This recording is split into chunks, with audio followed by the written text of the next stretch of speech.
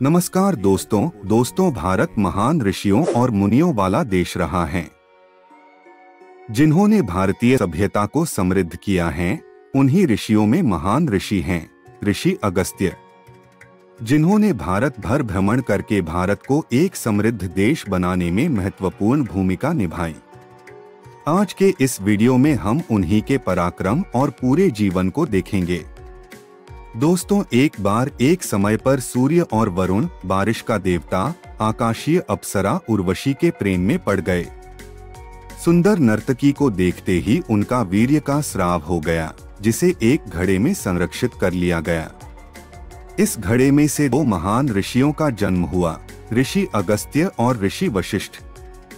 इन दोनों को एक साथ मैत्र वरुण भी कहा जाता है। चूंकि ऋषि अगस्त्य का जन्म एक घड़े से हुआ था, इस कारण इनको कुंभ संभव या कुंभ मुनि नाम से भी जाना जाता है। माना जाता है कि कलियुग के शुरू होने से लगभग 4000 वर्ष पूर्व उनका अस्तित्व था, और मान्यता यहाँ तक है कि वे तमिलनाडु में आज भी अपने भक्तों द्वारा वहाँ जीवित हैं। इसके अलावा सिद्ध चिकित्सा में एक अलग ही लोक कथा है, जो एक अलग कहानी कहती है। इसके अनुसार गुजरात के एक स्थान पर कलियुग की शुरुआत से लगभग 4573 साल पहले ऋषि अगस्त्य का जन्म हुआ था।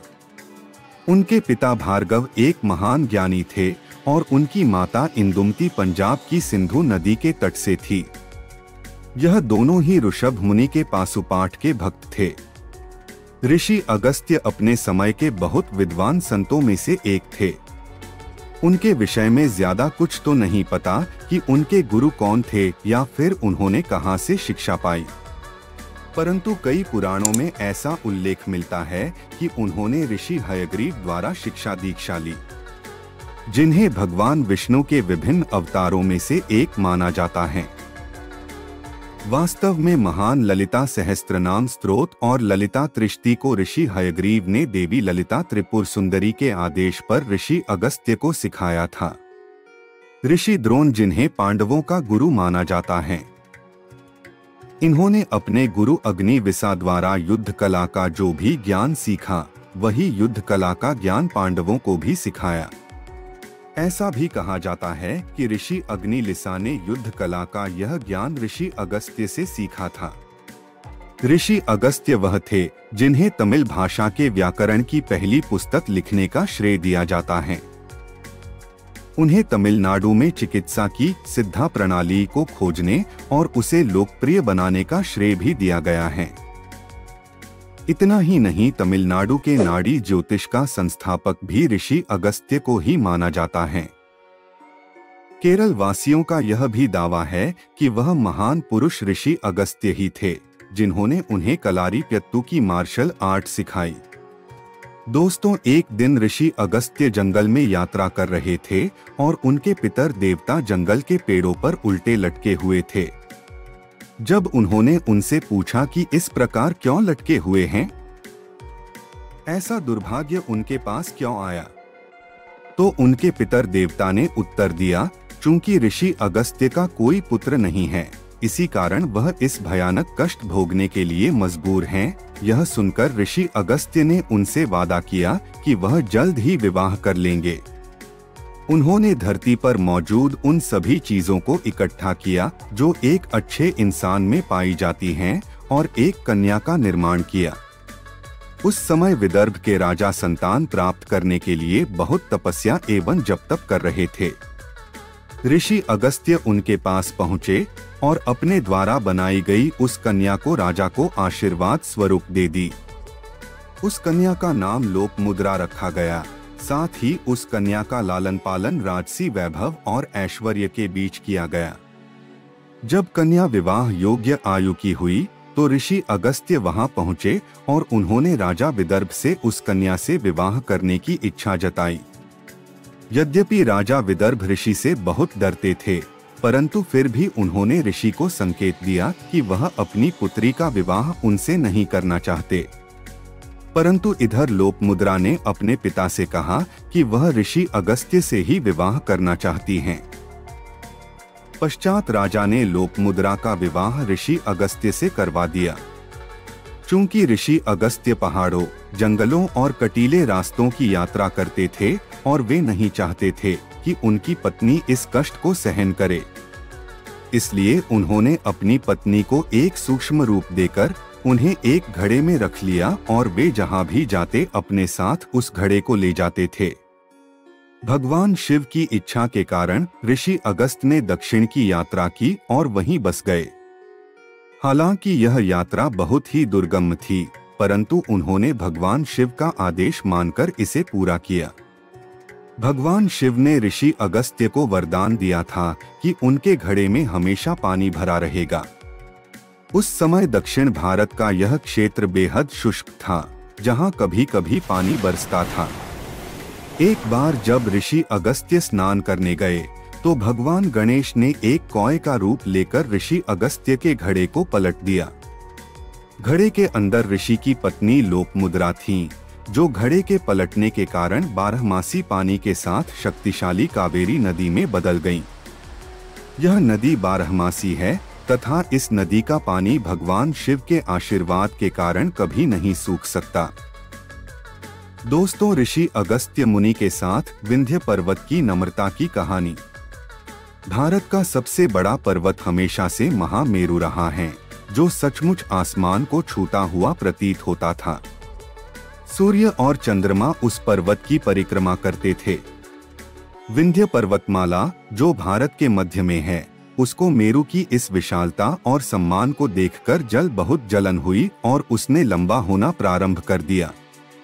लंबा होते होते एक समय आया जब सूर्य और चंद्रमा दक्षिण की ओर यात्रा करने में असक्षम हो गए, जिसे देख देवराज इंद्र ने ऋषि अगस्त्य मुनि से प्रार्थना की कि वह कोई उपाय करें। यह वह समय था जब भगवान शिव ने देवी पार्वती से शादी करने का निश्चय किया था। संपूर्ण विश्व भगवान शिव के विवाह में शामिल होने के लिए हिमालय की यात्रा करना प्रारंभ कर चुका था। इसके कारण पृथ्वी के उत्तर को झुकाव शुरू हो गया। भगवान शिव ने इस स्थिति को संतुलित करने हेतु ऋषि अगस्त्य से दक्षिण की ओर यात्रा करने का अनुरोध किया, जिससे कि उनकी तपस्या से पृथ्वी का संतुलन बना रहे। अनिच्छा से ही सही, परंतु ऋषि अगस्त्य ने भगवान शिव की इच्छा का मान रखते हुए दक्षिण की ओर यात्रा प्रारंभ कर दी। उनके रास्ते में विंध्य पर्वत आया, जिसे पार करना अनिवार्य था, परंतु वह बहुत लंबा हो चुका था। ऋषि अगस्त्य ने विंध्य पर्वत से छोटा होने का अनुरोध किया ताकि वह इसे आसानी से पार कर सकें। विंध्य पर्वत ने ऋषि की प्रार्थना को स्वीकार किया और तत्क्षण छोटा हो गया। परंतु ऋषि अगस्त्य ने विंध्य पर्वत से कहा कि तब तक छोटा रहे जब तक कि वह वापस उत्तर की तरफ न चले जाएं, और विंध्य पर्वत ने उनकी इस प्रार्थना को भी स्वीकार कर लिया। लेकिन इसके बाद ऋषि अगस्त्य भारत के दक्षिण में ही बस गए और कभी वापस लौटे ही नहीं। दोस्तों, विवाह के उपरांत लोपामुद्रा चाहती थी कि ऋषि अगस्त्य राजसी पोशाक रत्न आभूषणों के साथ धारण करें। चूंकि ऋषि अगस्त्य उनसे बहुत प्रेम करते थे, इसलिए उन्होंने अपनी पत्नी की इस इच्छा को पूरा करने का विचार किया, परंतु उनके पास अच्छे कपड़े और आभूषण खरीदने के लिए धन नहीं था। अतः ऋषि अगस्त्य ने श्रीथर्वा नामक राजा से संपर्क किया। दुर्भाग्य से उस समय राजा श्रीथर्वा के पास साझा करने के लिए पर्याप्त धन आभूषण नहीं थे, और इसी कारण ऋषि अगस्त्य ने राजा ब्रैधनास्वारा और एक अमीर व्यक्ति त्रिसूरसु से संपर्क किया, परंतु दोनों ने ही ऋषि अगस्त्य द्वारा आवश्यक धन और आभूषण का भुगतान करने में अपनी असमर्थता दिखाई। इसके उपरांत ऋषि अगस्त्य ने एक बहुत अमीर राक्षस जिसका नाम इलवाला था के पास गए। इलवाला अपने भाई वतापी के साथ मणिमहल पट्टन में रह रहा था। एक बार इलवाला ने एक ब्राह्मण ऋषि से संपर्क किया और उसने उन्हें एक बच्चे का आशीर्वाद दिया। चूंकि ब्राह्मण ऋषि ने इस आशीर्वाद को ग्रहण करने से इनकार कर दिया था, इसी कारण इलवाला और वतापी ब्राह्मणों पर बहुत क्रोधित रहते थे। जब भी कोई ब्राह्मण उनके घर आता था, इलवाला उन्हें दावत देता, वातापी भेड़ का एक रूप लेता और इस भेड़ को इलवाला द्वारा काटकर पकाकर ब्राह्मणों को परोसा जाता था। एक बार जब ब्राह्मण अपना भोजन कर लेते तब इलवाला वातापी को बाहर आने के लिए कहता। तब वातापी ब्राह्मण का पेट को फाड़कर बाहर निकालता था। ऋषि अगस्त्य से भेंट होने पर इलवाला ने यही नाटक दोहराया, परंतु इस बार जब इलवाला ने वातापी को बुलाया तो ऋषि अगस्त्य ने अपने पेट से कहा, हे इलवाला। वातापी तो पच गया। इलावला ने ऋषि अगस्त्य को पर्याप्त धन दे दिया। जब ऋषि अगस्त्य मुनि ने सारा समुंदर पी लिया। एक समय जब वृत्रासुर देवताओं को बहुत परेशान कर रहा था तब देवेंद्र ने उसके विरुद्ध युद्ध छेड़ दिया और छल से उसे मार डाला, परंतु वृत्रासुर के 2 सेनापति काल के बच गए।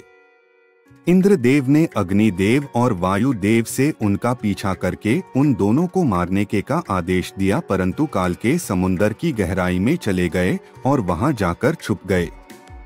हर दिन सूर्यास्त के बाद वो दोनों बाहर निकलते और ऋषियों, देवताओं और महान पुरुषों को परेशान करके सूर्योदय होने से पूर्व वापस समंदर की गहराइयों के अंदर छुप जाते। देवता मदद लेने के लिए भगवान विष्णु के पास पहुँचे। भगवान विष्णु ने उन्हें बताया कि उन दोनों को पकड़ने का केवल एकमात्र तरीका है कि समुद्र को सुखा दिया जाए, और यह कार्य केवल एक ही महापुरुष कर सकते हैं और वह ऋषि अगस्त्य मुनि। भगवान विष्णु की बात सुनकर देवता मदद लेने के लिए ऋषि अगस्त्य मुनि के पास पहुँचे और ऋषि अगस्त्य ने बड़ी सहजता से सहमति व्यक्त की और समुद्र का सारा पानी पी लिया और समुद्र को सुखा दिया। इससे काल के दोनों ही मारे गए, परंतु समुद्र का जल सूख जाने की वजह से स्थिति अकाल की ओर बढ़ गई। देवताओं ने इस विषय में भगवान विष्णु से पूछा कि अब क्या किया जाए। तो भगवान विष्णु ने उन्हें बताया कि जब राजा भागीरथ धरती पर जन्म लेंगे तब वे गंगा जी को स्वर्ग से धरती पर लाएंगे और वही समुद्र के जल को भर देंगी। जब ऋषि अगस्त्य ने राजा नहुष को श्राप दिया, देवेंद्र ने छल से वृत्रासुर का वध किया। इस वजह से उन्हें एक श्राप ने घेर लिया, जिसके कारण उन्हें पृथ्वी में जाकर छिपना पड़ा। नहुष नाम से एक प्रतापी राजा हुआ करते थे। उन्हें ऋषि वशिष्ठ ने शिक्षा दी थी और जब वे बहुत छोटे थे तभी उन्होंने वेद और शास्त्र सीख लिए थे। नहुष ने अच्छा शासन किया था और 100 अश्वमेघ यज्ञ भी किए थे।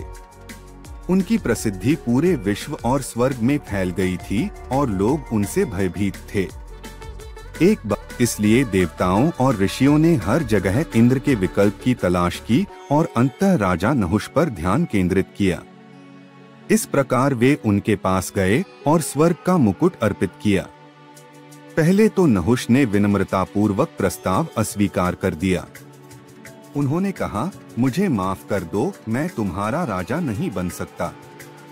मैं आपकी रक्षा कैसे कर सकता हूँ? यह असंभव है।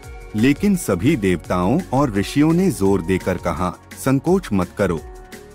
एक बार हमारे राजा के रूप में अभिषिक्त हो जाने पर हमारी तपस्या का सारा गुण और सामर्थ्य आपका हो जाएगा और आपकी शक्ति में वृद्धि होगी। जिस किसी पर भी आप अपनी नजरें गड़ाए हैं उसकी शक्ति और ऊर्जा आपके पास स्थानांतरित हो जाएगी और आप अजय हो जाएंगे। इस आश्वासन के बाद उन्होंने प्रस्ताव स्वीकार कर लिया। स्वर्ग का गद्दी मिलने के बाद राजा नहुष ने अच्छा प्रदर्शन किया। उन्हें पृथ्वी पर राजा रहते हुए अर्जित की गई योग्यता और प्रसिद्धि से मदद मिली। हालांकि स्वर्ग की सारी शक्ति और ऐश्वर्य ने जल्द ही उन्हें अहंकारी बना दिया। उन्होंने अपनी विनम्रता खो दी और अवैध इच्छाओं से भर गए। नहुष ने स्वतंत्र रूप से स्वर्ग के सुखों का आनंद लिया और खुद को अदम्य और व्यभिचारी विचारों के लिए समर्पित कर दिया। एक दिन उन्होंने इंद्र की पत्नी शची देवी को देखा और उनकी सुंदरता पर मोहित हो गए। वासना से वशीभूत होकर उन्होंने देवताओं को शची देवी को अपने पास लाने का आदेश दिया, क्योंकि वह उन्हें अपनी पत्नी बनाना चाहते थे। जब शची देवी को नहुष के आदेश का पता चला तो वह क्रोधित और भयभीत हो गईं। असहाय होकर वह देवगुरु बृहस्पति के पास गई और सुरक्षा की गुहार लगाई। बदले में बृहस्पति ने उन्हें अपने घर में आश्रय दिया। इससे नहुष क्रोधित हो गए और उनकी नाराजगी से देवता भयभीत हो गए। उन्होंने नहुष को धर्म के मार्ग से न हटने की सलाह देकर उसके दिमाग में कुछ भावना भरने की कोशिश की, क्योंकि सचदेवी किसी और की पत्नी थी। हालांकि नहुष सुनने के मूड में नहीं थे। उन्होंने देवताओं पर पलटवार करते हुए उनसे पूछा, जब इंद्र अहिल्या के प्रति लालायित थे तब आपके धार्मिकता और अच्छे आचरण के सिद्धांत कहाँ थे? तुमने उन्हें तब क्यों नहीं रोका और अब मुझे क्यों रोकते हो?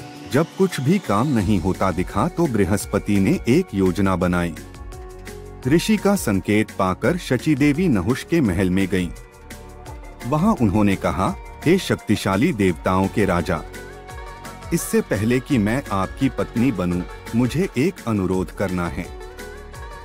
मेरी इच्छा है कि आप भगवान विष्णु या शिव से भी अधिक भव्य रूप में मेरे घर पधारें।